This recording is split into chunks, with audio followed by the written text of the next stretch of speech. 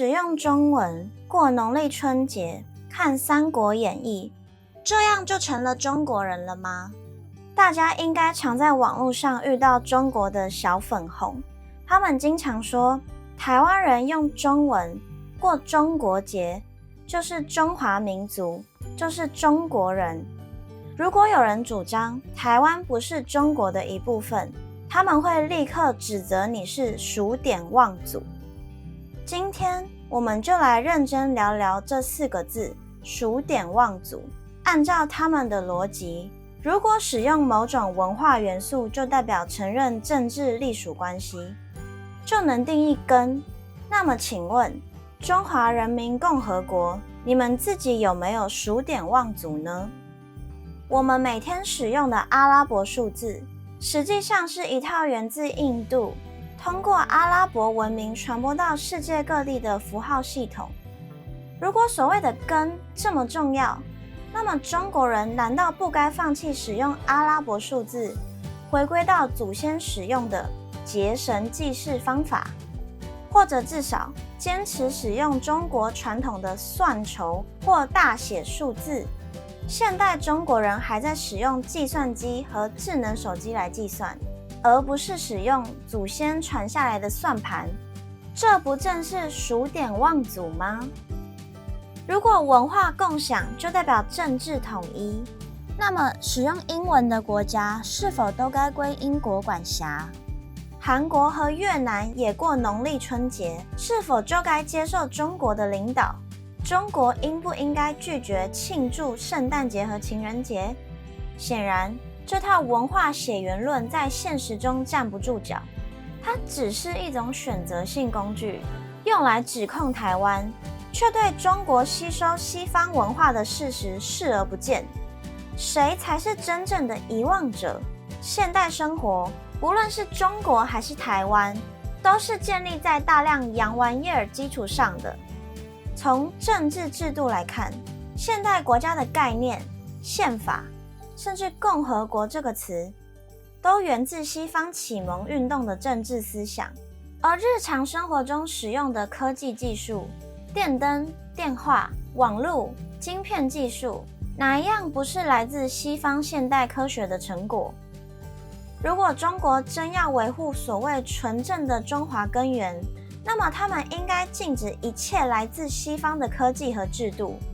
不过，这将会让中国回到清朝末期的社会状态，这样的要求无异于天方夜谭。文化是流动的，科技是普世的。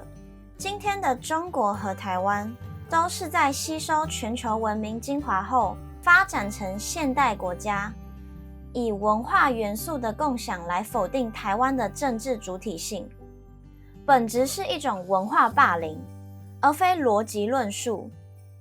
再谈到根，根据当地起源假说，人类可能都源自非洲。如果我们真要追溯根源，不能忘本，那么世界上所有人类，包含中国人、台湾人，甚至美国人，是否都应该承认自己是非洲人呢？这听起来显然荒谬，但它精确指出了问题的核心：血缘、文化、种族与现代国家的政治身份完全是两回事。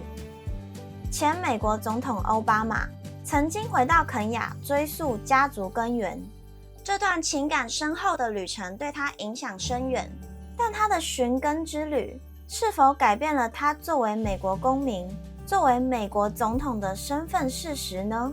显然没有。寻根是个人对历史与家族的情感连结，而国籍和身份认同是政治选择与制度参与的结果，两者绝不能混为一谈。如果中华民族是一个种族或血缘的共同体，那么我们就不得不面对中国历史中的另一个民族——蒙古族。从人种、历史，甚至元朝的统治来看，蒙古和中国北方有着深厚的文化渊源。如果种族的根是统一的最高原则，那么中国不是应该先对蒙古发起统一吗？事实上，中华民族这一概念在学术上充满争议。它本质是一个现代政治建构，旨在将中国境内的多民族融合在一个统一的政治体系中。这并非纯粹的文化或种族概念。